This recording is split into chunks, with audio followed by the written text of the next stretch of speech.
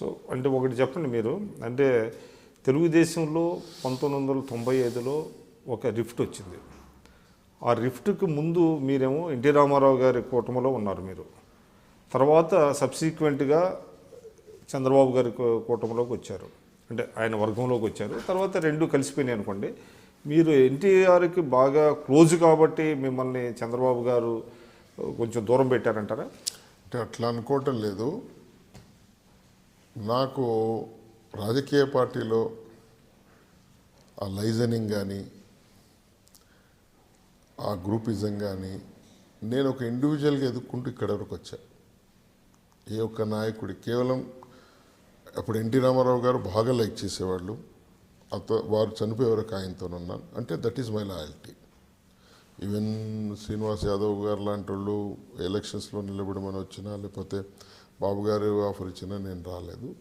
అన్నగారు ఉన్నంతసేపు అన్నగారితో ఉన్నాను. అన్నగారు పోయిన తర్వాత పార్టీ మర్జ్ చేసే విధానంకి వచ్చినప్పుడు మొత్తం పార్టీ తెలుగుదేశం ఇక్కడే ఉన్నప్పుడు డెఫినెట్గా నేను బాబు గారి దగ్గర. మీరు లక్ష్మీభరత్ గారి గ్రూప్కి లేదు ఎప్పుడు లేదు.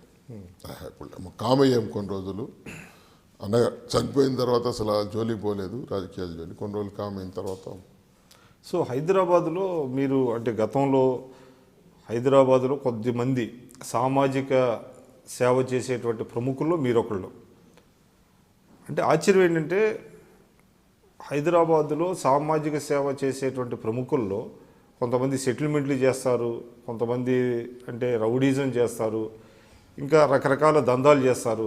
వాళ్ళందరూ సామాజిక సేవ ముసుగు కప్పుకున్నారు. అందులో అరవింద్ గారు కూడా ఒకడు అనేటువంటి టాక్ ఉంది కదా. అంటే జనరల్గా ఏంటంటే ముసుగు కప్పుకోవటం వేరు, పనిచేయటం వేరు. సోషల్ మూమెంట్లో మేము వచ్చినప్పుడు నాకైతే ఎక్కడక్కడ పేరు రాలేదు. మేము ఉన్నటువంటి ప్రాంతాలు ఏంటంటే కొన్ని ప్రాంతాల్లో రఫ్ క్యాడర్ అనేది ఉంటుంది. ఒక రాజకీయ నాయకుడి దగ్గరికి ప్రతి వాడు రాగలుగుతాడు. సెటిల్మెంట్లు అనేటివి వేరు. సమాజ సేవలో ప్రాబ్లమ్స్ ఉంటే ఇద్దరు కొడుకులు కొట్లాడుకుంటే దాన్ని అవగాహన చేసి ఇద్దరిని కాంప్రమైజ్ చేయటం అది సెటిల్మెంట్ కాదు. తర్వాత ఒక బలవంతుడు ఒక అమాయకుడిని ఇబ్బంది పెడుతుంటే అమాయకుడి తరఫున పోరాడి సమన్యాయం చేయటం అనేది అది సోషల్ వర్క్ అయితే తప్పితే ఇంకోటి కాదు.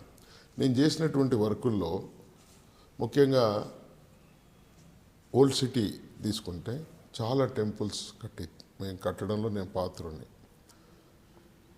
అక్కడ హిందూ ముస్లింలు ఒక్కరిని చూస్తే అసలు నరుక్కుందామనే ఆలోచన ఉండేది. నేను కాలేజ్ టైంలో నుంచి కూడా చాలా బాధపడి. అంటే ఏ సంవత్సరం అంటారు? నేను అనుకుంటా 70sలో.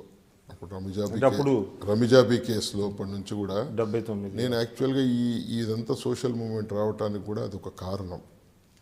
ఏంటి అసలు రమిజాబీకి ఇబ్బంది వస్తే మొత్తం ఈ జనాలు కొట్టుకోవటం వల్ల ముస్లిం హిందూ అనే ఫీలింగ్ వచ్చింది. అంతకుముందు లేదు. అప్పుడు ఓల్డ్ సిటీలో నాకు తెలిసి ఒక 50 రోజుల పాటు కంటిన్యూస్ కర్ఫ్యూలు పెట్టడం, చంపుకోటాలు, చావటాలు అవన్నీ జరిగిన తర్వాత నేను అక్కడే ఆ ప్రాంతంలో అప్పుడు ఉండేవాడిని.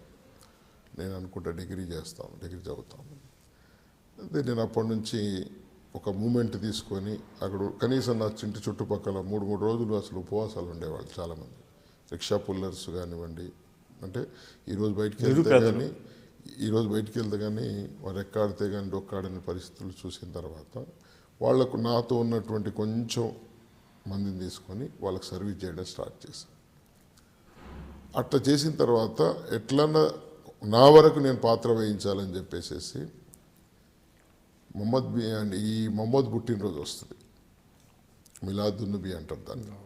అక్కడి నుంచి ఏ ఏరియానైతే హిందువులు ఎక్కువ ఉంటారో ఆ ఏరియా నుంచి ముస్లిం ఊరేగింపులు చేయటం, హిందువుల వేదికలు ఏర్పరిచి వాళ్ళను ఆహ్వానించటం, వాళ్ళను గ్రీట్ చేయటం, అంటే మత సామరస్యానికి దోహదపడ్డారు. దాని తర్వాత బోనాలు అక్కడ వినాయకుడి విగ్రహాలప్పుడు చాలా గొడవలు జరిగాయి. అప్పుడు ఏం చేశానంటే వాళ్ళకు కొంచెం అవగాహన పెంచి ఈ బోనాలు ఈ వినాయకుడి యొక్క విగ్రహాలు బయలుదేరేటప్పుడు ముస్లిమ్స్ ఫస్ట్ టైం అక్కడ దట్ ఈస్ మై, నేను బాగా ప్రయత్నం చేసి ఒకసారి వాళ్ళు కలిసిపోయిన తర్వాత అసలు అక్కడ ఉన్నటువంటి అట్మాస్ఫియర్ మారిపోయి కలిసి వ్యాపారాలు చేసుకోవటం, ముస్లిమ్స్ హిందూస్ కలిసి వ్యాపారం ఇప్పటికి కూడా కంటిన్యూ అవుతుంది అక్కడ. ఆ ఫీలింగ్ తీసుకురావటానికి, ఎందుకంటే కొన్ని రాజకీయ పార్టీలు, అప్పుడు నేను రాజకీయ పార్టీకి రాలే, వాళ్ళ యొక్క ప్రయోజనాల గురించి గొడవలు పెట్టే పరిస్థితి ఉండేది. దాన్ని తప్పించడానికి ప్రయత్నం చేశాను, కొంతవరకు నేను సక్సెస్ అయ్యాను. సాయిబాబా మందిరాలు కట్టించడం, సాయిబాబా మందిరంలో ముస్లిమ్స్ యొక్క డొనేషన్స్ తీసుకోవటం, ఇట్లాంటి మూమెంట్ అంది. ఇవన్నీ సెటిల్మెంట్ల కిందికి రావు, ఇదంతా సోషల్ మూమెంట్ కిందికి వస్తాయి.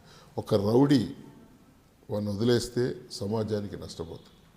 వాడికి ఏదన్నా, వాడు ఎందుకు చేస్తూ ఉన్నాడో కారణం కనుక్కొని వాడికి ట్రైనప్ చేసి వాడికి ఏదైనా ఇంత కిల్లి కొట్టి పెట్టించడమో లేకపోతే ఏదో ఒకటి సైకిల్ షాప్ పెట్టించడమో చేస్తే అది చిన్న బడ్జెట్, వాడు బతుకు పీస్ఫుల్ బతుకుని ఏ విధంగా బతుకొచ్చో మనం చూయించిన తర్వాత ఆ యొక్క ఒక్క వ్యక్తి వల్ల ఎంతోమంది బాధపడుతూ ఉంటారు. ఒక అంటే మీరు చేస్తున్న ప్రయత్నాలకు ఎవరు అడ్డుకోలేదు. అన్సోషల్ ఎలిమెంట్స్ ఒక్క వ్యక్తి ఉండడం వల్ల ఆ ఏరియా మొత్తం కూడా బాధపడుతూ ఉండేది. ఒక నలుగురు మంచి లైఫ్, పోలీస్ డిపార్ట్మెంటు కూడా మనం అడ్వాంటేజ్ ఇచ్చినట్టు వాళ్ళు కూడా వీళ్ళు కూడా పోలీసు వాళ్ళు నా జోలికి రావటం, ప్రశాంతమైనటువంటి జీవితం ఏ విధంగా బతకొచ్చో కష్టపడి బతికి 4 రూపాయలు సంపాదించుకొని బతికొచ్చే విధానాన్ని నేను ఎప్పుడైతే అలవర్చానో దాంతో అక్కడ ఉన్నటువంటి ప్రాంతాలంతా కూడా ఇతను ఒక మంచి వ్యక్తి, వీళ్ళందరినీ బాగు చేశాడు, లేకుంటే టెంపుల్ కట్టించాడు, లేకపోతే ఈ మత సామరస్యం గురించి ప్రయత్నం చేస్తూ ఉన్నాడు అర్థం చేసుకోవటం. దానివల్ల నాకు మూమెంటే వెళ్ళడం, ఎవరైనా మాట చెప్తే వినే పరిస్థితి, అరే ఇట్లా కాదయా ఇది జాగ్రత్త చేసుకోండి అన్నప్పుడు అది సమాజ సేవలో భాగంగా చేశాను. దాన్ని అడ్డం పెట్టుకొని కొంతమంది 10 మందిని వెంబడేసుకోను, ఇంకోటి ఇంకా చాలామంది పోలీస్ కేసులలో ఇరకడం ఇవన్నీ జరిగాయి. దానికి మనకు సంబంధం ఉండదు. ఎక్కడ కూడా ఎవరికి అన్యాయం చేసినట్టు కానీ ఎవరిని ఇబ్బంది పెట్టినట్టు కానీ అయితే సహాయం చేయటం, సామరస్యంగా ఉండడం అనడం, తన యొక్క జీవితానికి అవసరం ఉన్నటువంటి ఏదైనా అవకాశం ఉన్న దగ్గర మనం వారికి సహాయం చేయటం వల్లే ఒక సోషల్ మూమెంట్కి వచ్చి నేను శంకర్ దయాళ్ శర్మ గారిని బెస్ట్ సోషల్ వర్కర్ అని తీసుకోవడం జరిగింది.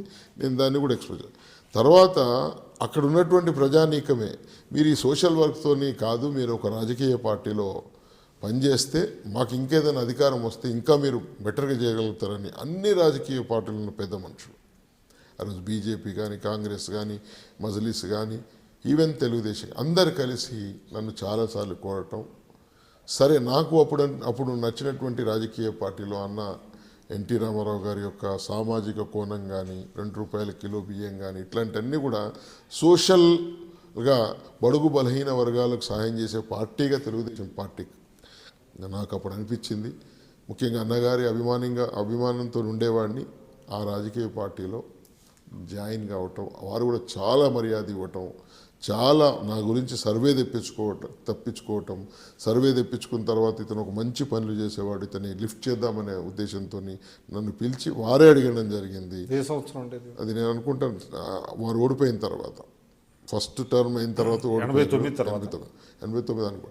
అయితే నన్ను అప్పుడు పిలిస్తే నేను ఒకటే చెప్పాను, నేను రాజకీయంగా వచ్చి ఈ వేరే పనులు చేసి నేను డబ్బులు, నాకు ఇంకొన్ని బాధ్యతలు ఉన్నాయి అన్నగారు, నేను ఆ బాధ్యతలు కంప్లీట్ చేసి మీతోనే జాయిన్ అవుతానని చెప్పటం, ఆ బాధ్యతలు కొంచెం వరకు కంప్లీట్ అయిన తర్వాత మళ్ళీ నేను రాజకీయ పార్టీలో చేరటం అట్లా కంటిన్యూ అయింది. తప్పితే మనం ఎక్కడ కూడా ఈరోజు ఏలెత్తి చూపించేటటువంటి పరిస్థితి, 40 సంవత్సరాలు ప్రజల్లో ఉన్నటువంటి వ్యక్తి ఎక్కడికి వెళ్ళి మీరు ఈరోజు సర్వే చేసినా కానీ ఇతను మంచి పని చేస్తాడని చెప్తారు. డిపార్ట్మెంట్లు అయినా కానీ లేకపోతే ఎక్కడైతే ఫీల్డ్ అయ్యానో నేను, ఎక్కడైతే ల్యాండ్ స్టార్ట్ అయిందో నాది, ఎక్కడ కూడా ఎవరికి అన్యాయం చేసే పరిస్థితి లేదు. కాబట్టి పేరు పోలీస్ రికార్డులో లేదు.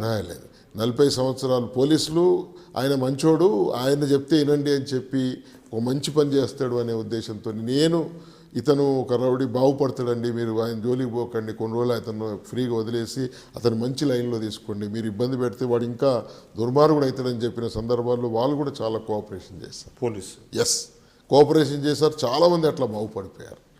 వాళ్ళు ఆ జీవితం నుంచి పక్క జరిపారు, కష్టపడి పని అంటే తెలుగుదేశంలో ఒక వాదన పెట్టి దాన్ని బిల్డప్ చేసి దాన్నే ప్రజల్లోకి తీసుకెళ్లేటువంటి ఒక సంస్కృతి ఉంది. అందులో భాగంగానే ఇటువంటి వాదన చేస్తున్నారా మీరు? అంటే లేకపోతే మీరు విత్ కన్విక్షన్తో మాట్లాడుతున్నారా? అంటే కొన్ని వాస్తవాలు కొన్ని నిజాలు మనం ఒప్పుకోక తప్పదు. అది తప్పే, అక్కడ తీసుకోవటం కూడా తప్పే, నేనేం కరెక్ట్ అంటలేదు దాన్ని.